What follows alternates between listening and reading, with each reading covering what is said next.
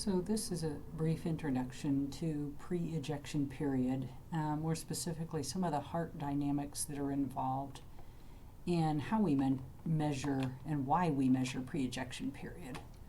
So if we look at a little diagram here of the heart, we see the two halves, the right and left half, and then the two halves, the upper, the atria, and the lower, the ventricles. And we're specifically going to be looking at the time that the blood is in the left ventricle of the heart. Actually, it is simultaneously in the right ventricle, but what we're trying to measure is the time it's in the left ventricle. And that will tell us some information about the sympathetic nervous system.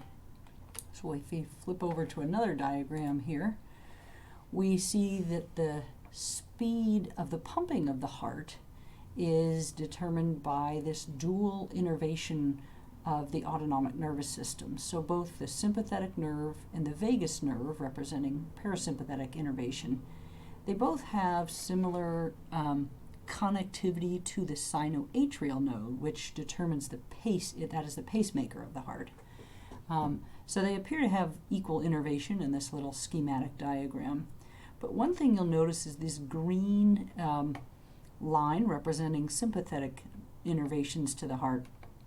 The sympathetic green here has a lot more innervation to this ventricle of the heart, the ventricles of the heart, but especially the left ventricle is what we'll be measuring. So knowing that the sympathetic innervations are more extensive to the ventricles kind of gives us a link as to why we're measuring some measure with respect to the ventricles of the heart. So what we're going to be doing with PEP is to measure how long that blood is sitting there in the left ventricle of the heart before it is ejected into the aorta. And we'll see if we can see that here. It's going to be ejected out of here into the aorta, which in turn goes to the rest of the body.